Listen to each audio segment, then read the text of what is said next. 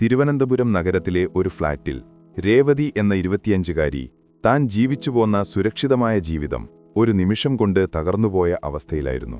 അവളുടെ ചുറ്റും ബന്ധുക്കളുടെയും സുഹൃത്തുക്കളുടെയും ബഹളമുണ്ടായിരുന്നെങ്കിലും അവരുടെ വാക്കുകളൊന്നും അവളുടെ ചെവിയിൽ പതിഞ്ഞില്ല. അവളൊരു കസേരയിൽ തലതാഴ്ത്തിയിരുന്നു. അവളുടെ കയ്യിൽ പോലീസ് നൽകിയ ഒരു ഫോട്ടോയുണ്ടായിരുന്നു. ഫോട്ടോയിലെ ചിരിക്കുന്ന മുഖം അവൾക്ക് പരിചിതമായിരുന്നു.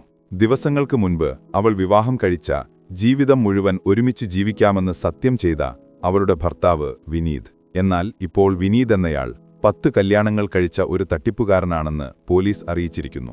ഒരു മാസം മുൻപാണ് വിനീത് അവളുടെ ജീവിതത്തിലേക്ക് കടന്നുവന്നത്. സോഷ്യൽ മീഡിയ വഴിയുള്ള പരിചയം പെട്ടെന്ന് ഒരു പ്രണയമായി വളർന്നു. വിനീത് ഒരു സോഫ്റ്റ്വെയർ എഞ്ചിനീയർ ആണെന്നും ഉയർന്ന ശമ്പളമുള്ള ജോലി വിദേശത്താണെന്നും വിശ്വസിപ്പിച്ചു. ആദ്യ കാഴ്ചയിൽ തന്നെ രേവതിക്ക് വിനീതിനെ ഇഷ്ടമായി. അവന്റെ സൗന്ദര്യവും സംസാരരീതിയും ആധുനികമായ ജീവിതശൈലിയും അവളെ ആകർഷിച്ചു. അവൻ അവളോട് സ്നേഹപൂർവ്വം സംസാരിച്ചു. ഓരോ ദിവസവും അവൾ അവനിൽ കൂടുതൽ വിശ്വസിച്ചു. അവന്റെ വീട്ടുകാരെയും സുഹൃത്തുക്കളെയും പറ്റി അവൻ പറയുന്നതൊക്കെ അവൾ വിശ്വസിച്ചു. അവന്റെ സംസാരത്തിൽ വിവാഹത്തിനു ശേഷം അവൾക്ക് ഒരുപാട് നല്ല കാര്യങ്ങൾ വരുമെന്ന് അവൾ സ്വപ്നം കണ്ടു. എന്നാൽ ആ സ്വപ്നങ്ങളെല്ലാം ഒരു നിമിഷം കൊണ്ട് തകർന്നുപോയി.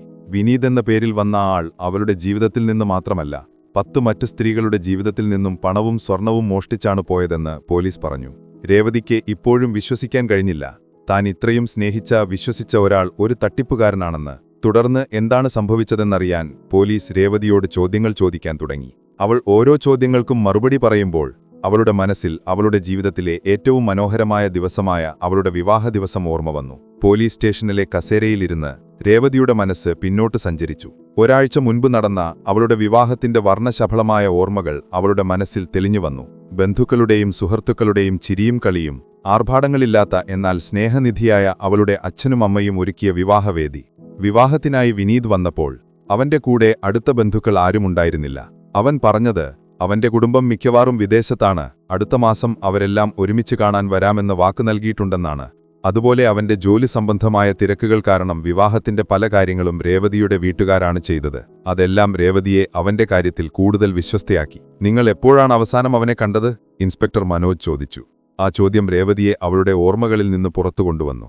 അവൾ തലയുയർത്തി പോലീസുകാരെ നോക്കി. വിവാഹം കഴിഞ്ഞിട്ട് 3-ാം ദിവസം ഒരു ബിസിനസ് ട്രിപ്പ് ഉണ്ടെന്ന് പറഞ്ഞവൻ പോവുകയായിരുന്നു. രേവതിയുടെ വാക്കുകൾ വിറച്ചു. അവൻ എനിക്ക് സ്വർണം വാങ്ങി തന്നില്ല, പക്ഷേ എന്റെ വീട്ടുകാരുടെ സ്വർണവും പണവും അവന്റെ കയ്യിലുണ്ടായിരുന്നു. ബാങ്ക് അക്കൗണ്ട് തുറക്കാൻ രേവതി തുടർന്നു. അവന്റെ കയ്യിൽ കൊടുത്ത പണമെല്ലാം തിരിച്ചു കിട്ടുമെന്ന് വിചാരിച്ചാണ് ഞാൻ. അവളുടെ ശബ്ദമിടറി. വിവാഹത്തിന് തലേ ദിവസം രേവതിയും വിനീതും ഫോണിൽ സംസാരിക്കുമ്പോൾ വിനീത് ഒരു കാര്യം പറഞ്ഞു. ഒരു ചെറിയ ബാങ്ക് അക്കൗണ്ട് തട്ടിപ്പ് നടന്നതുകൊണ്ട് അവന്റെ കുടുംബത്തിൽ പലർക്കും കുറച്ച് സാമ്പത്തിക ബുദ്ധിമുട്ടുകളുണ്ടെന്ന്.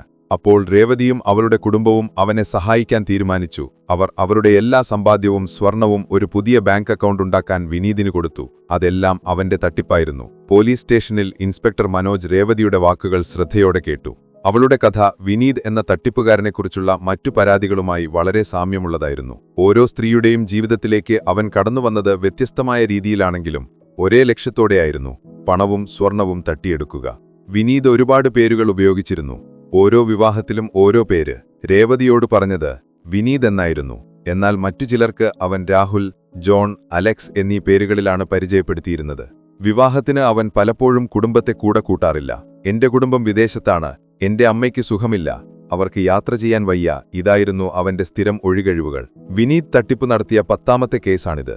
അതുകൊണ്ടുതന്നെ ഇയാളെക്കുറിച്ച് ഏകദേശം ഒരു ധാരണ പോലീസിനുണ്ടായിരുന്നു. ഫോൺ നമ്പർ, സോഷ്യൽ മീഡിയ അക്കൗണ്ടുകൾ, ഇമെയിൽ ID തുടങ്ങിയ സൈബർ വിവരങ്ങൾ ശേഖരിച്ചെങ്കിലും എല്ലാം വ്യാജമായിരുന്നു. ഓരോ തട്ടിപ്പിനു ശേഷവും അവൻ ആ വിവരങ്ങളെല്ലാം ഉപേക്ഷിക്കുകയായിരുന്നു പതിവ്. വിവാഹത്തിനു ശേഷം രേവതിയെ അവനൊരു വാടക വീട്ടിലാണ് താമസിപ്പിച്ചത്. അത് പിന്നീട് മാറുമെന്ന് വിശ്വസിപ്പിച്ചു. അവിടെയും പോലീസ് അന്വേഷിച്ചു. എന്നാൽ അവിടെയും വിനീതിന്റെ യഥാർത്ഥ വിവരങ്ങൾ ഒന്നും കണ്ടെത്താൻ സാധിച്ചില്ല. നിങ്ങൾക്ക് അവനെ അറിയാവുന്ന ആരെങ്കിലും പരിചയമുണ്ടോ? കൂട്ടുകാരോ ബന്ധുക്കളോ? ഇൻസ്പെക്ടർ ചോദിച്ചു. ഇല്ല സാർ, സുഹൃത്തുക്കളെ പരിചയമില്ല. എന്റെ വീട്ടുകാരുമായി അവൻ അധികം സംസാരിച്ചിട്ടില്ല. അതിനുള്ള സമയം അവനില്ലായിരുന്നു, രേവതി പറഞ്ഞു. ഇൻസ്പെക്ടർ മനോജ് ഒരു നിമിഷം ആലോചിച്ചു. ഈ കേസ് പഴയ കേസുകളിൽ നിന്നും വ്യത്യസ്തമായിരിക്കും. അവർക്കെന്തെങ്കിലും പുതിയ വിവരങ്ങൾ ലഭിച്ചിരിക്കാം. പോലീസ് അന്വേഷണം ശക്തമായി മുന്നോട്ടു പോകുകയായിരുന്നു. അവർക്കൊരു ചെറിയ സൂചന ലഭിച്ചു. വിനീത് ഉപയോഗിച്ച ഒരു ഇമെയിൽ ID ഒരു തവണ മാത്രം ഒരു യഥാർത്ഥ ഇമെയിൽ IDയിലേക്ക് ഒരു ഇമെയിൽ അയച്ചിരുന്നു. അത് ഒരു ഫോട്ടോ സ്റ്റുഡിയോയിലേക്കായിരുന്നു. സ്റ്റുഡിയോയുടെ ഉടമയുമായി സംസാരിച്ചപ്പോൾ ഒരു രഹസ്യം പുറത്തുവന്നു. പോലീസ് സ്റ്റുഡിയോയിലെത്തിയപ്പോൾ ഉടമ അവരെ സഹർഷം സ്വാഗതം ചെയ്തു. പോലീസുകാർ അവർക്ക് വിനീതിന്റെ ഫോട്ടോ കാണിച്ചു കൊടുത്തു. ഇയാളെ നിങ്ങൾക്കറിയാമോ? ഇൻസ്പെക്ടർ മനോജ് ചോദിച്ചു. സ്റ്റുഡിയോ ഉടമ അമ്പരത്തോടെ തലയാട്ടി. അറിയാം സാർ, ഇയാൾ ഒരുപാട് തവണ ഇവിടെ വന്നിട്ടുണ്ട് ഫോട്ടോ എടുക്കാൻ. എന്തു ഫോട്ടോ? മനോജ് ഇൻസ്പെക്ടർ ചോദിച്ചു. സാർ, ഇയാൾ ഇവിടെ വരുന്നത് വിവാഹ ഫോട്ടോകൾ എടുക്കാനാണ്.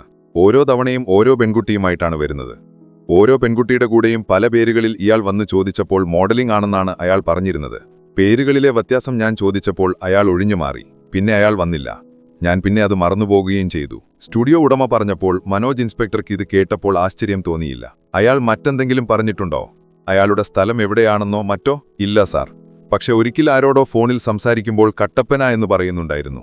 പിന്നെ സംസാരത്തിൽ ഇടയ്ക്കൊരു ഇടുക്കി ശൈലി കയറി വരുന്നുമുണ്ടായിരുന്നു. സ്റ്റുഡിയോ ഉടമ പറഞ്ഞു. ഇത് അവൻ എവിടെയാണെന്ന് കണ്ടെത്താനുള്ള ഒരു ചെറിയ സൂചന മാത്രമാണ്. ഇൻസ്പെക്ടർ മനോജ് ചിന്തിച്ചു. അത് പോലീസുകാർക്ക് വലിയൊരു തുമ്പായിരുന്നു. തട്ടിപ്പുകാരൻ ഇടുക്കിയിലെ ഒരു ചെറിയ ഗ്രാമത്തിൽ നിന്നുള്ള ആളാണെന്ന് പോലീസുക്ക് മനസ്സിലായി. പോലീസ് രഹസ്യമായി കട്ടപ്പന കേന്ദ്രീകരിച്ച് അന്വേഷിച്ചു. അവിടെ അവർ വിനീത് എന്ന പേരിൽ അറിയപ്പെട്ട തട്ടിപ്പുകാരന്റെ യഥാർത്ഥ പേര് ജോസഫ് എന്നാണെന്ന് മനസ്സിലാക്കി. വർഷങ്ങൾക്ക് മുൻപ് ജോസഫിന്റെ കുടുംബത്തിന് വലിയ സാമ്പത്തിക പ്രതിസന്ധിയുണ്ടായി. അതുകൊണ്ട് അവൻ പട്ടണത്തിലേക്ക് പോവുകയായിരുന്നു. അവിടെ വെച്ച് ജോസഫ് തട്ടിപ്പിന്റെ വഴിയിലേക്ക് തിരിഞ്ഞു. അവൻ അതിസമർത്ഥമായി പെൺകുട്ടികളുടെ വീട്ടുകാരെ വിശ്വസിപ്പിച്ചു. വിവാഹം കഴിച്ച് പണവും സ്വർണവും കൈക്കലാക്കുകയായിരുന്നു പതിവ്. ഒരു വിവാഹത്തിന് ശേഷം ജോസഫ് ആ സ്ഥലത്തുനിന്ന് മാറി താമസിക്കുമായിരുന്നു. ഇങ്ങനെയുള്ള തട്ടിപ്പുകൾക്ക് വേണ്ടിയായിരുന്നു അവൻ ഓരോ തവണയും പുതിയ പേരുകൾ ഉപയോഗിച്ചിരുന്നത്. പോലീസുകാർ ജോസഫിന്റെ വീട്ടിലെത്തിയപ്പോൾ അവർക്കൊരു ഞെട്ടലുണ്ടായി. അവന്റെ വീട്ടിൽ ഒരുപാട് ആളുകളുണ്ടായിരുന്നു. അവരെല്ലാം ജോസഫിന്റെ കുടുംബാംഗങ്ങളാണെന്ന് മനസ്സിലായി. ജോസഫ് എവിടെയാണ്? ഇൻസ്പെക്ടർ മനോജ് ചോദിച്ചു. അവൻ തിരുവനന്തപുരത്തേക്ക് പോയി സാർ. അവന്റെ സുഹൃത്തുക്കളെ കാണാൻ, അവന്റെ അമ്മ പറഞ്ഞു. പോലീസുകാർ തിരുവനന്തപുരത്തേക്ക് തിരികെ പോകുകയായിരുന്നു. അവർക്കറിയാമായിരുന്നു ജോസഫിന്റെ അടുത്ത തട്ടിപ്പ് തിരുവനന്തപുരത്താകുമെന്ന്. പോലീസ് സ്റ്റേഷനിലെത്തി ഇൻസ്പെക്ടർ ജോസഫിന്റെ അവസാനത്തെ ഫോൺ കോൾ പരിശോധിച്ചു. തിരുവനന്തപുരത്തെ ഒരു ഹോട്ടലിലേക്കാണ് അവൻ വിളിച്ചത്. അതായിരുന്നു അവർ കാത്തിരുന്ന ആ സൂചന. ജോസഫ് എവിടെയാണ് താമസിക്കുന്നതെന്ന് പോലീസുകാർക്ക് മനസ്സിലായി. അവർ ഹോട്ടലിലേക്ക് പോവുകയായിരുന്നു. ഹോട്ടൽ റൂമിൽ ജോസഫിനെ കണ്ടെത്തി. അവനെ അറസ്റ്റ് ചെയ്തു. പോലീസ് സ്റ്റേഷനിലെ ചോദ്യം ചെയ്യൽ മുറിയിൽ ജോസഫ് തല കുനിച്ചിരുന്നു. ഇൻസ്പെക്ടർ മനോജിന്റെ ചോദ്യങ്ങൾ അവന്റെ ഹൃദയത്തെ വല്ലാതെ വേദനിപ്പിച്ചു. ഒടുവിൽ അവൻ എല്ലാം തുറന്നു പറയാൻ തുടങ്ങി. സാർ, എനിക്കെന്റെ കുടുംബത്തെ രക്ഷിക്കണമായിരുന്നു. എന്റെ അനിയത്തിയുടെ വിവാഹം, അമ്മയുടെ ചികിത്സ, അച്ഛന്റെ കടം, ഇതെല്ലാം പണം ആവശ്യമായിരുന്നു, ജോസഫ് പറഞ്ഞു. അവന്റെ വാക്കുകളിൽ ഒരു തട്ടിപ്പുകാരന്റെ ക്രൂരതയല്ല, ഒരു കുടുംബത്തിന്റെ കഷ്ടപ്പാടിന്റെ കഥയാണുണ്ടായിരുന്നത്. പക്ഷെ നിയമത്തിനു മുൻപിൽ അത് ന്യായീകരണമല്ല. ഇതിനൊന്നും മറ്റു സ്ത്രീകളെ വഞ്ചിക്കേണ്ട ആവശ്യമില്ല, ഇൻസ്പെക്ടർ മനോജ് പറഞ്ഞു. അത് ശരിയാണ് സാർ, എനിക്ക് തെറ്റുപറ്റി. പക്ഷെ എന്റെ മനസ്സ് എന്നെ അതിലേക്ക് നയിച്ചു. ആരും എന്നെ ഇതിൽ നിന്ന് രക്ഷിക്കാനുണ്ടായിരുന്നില്ല. താൻ തട്ടിപ്പ് നടത്തിയ പണവും സ്വർണവും എവിടെയാണെന്ന് ജോസഫ് പോലീസിനോട് പറഞ്ഞു. അതിൽ ഭൂരിഭാഗവും അവൻ തന്റെ കുടുംബത്തിന്റെ കടം വീട്ടാനും അനിയത്തിയുടെ വിവാഹം നടത്താനും ഉപയോഗിച്ചു. ബാക്കിയുണ്ടായിരുന്ന ചെറിയൊരു തുക പോലീസ് കണ്ടെത്തി.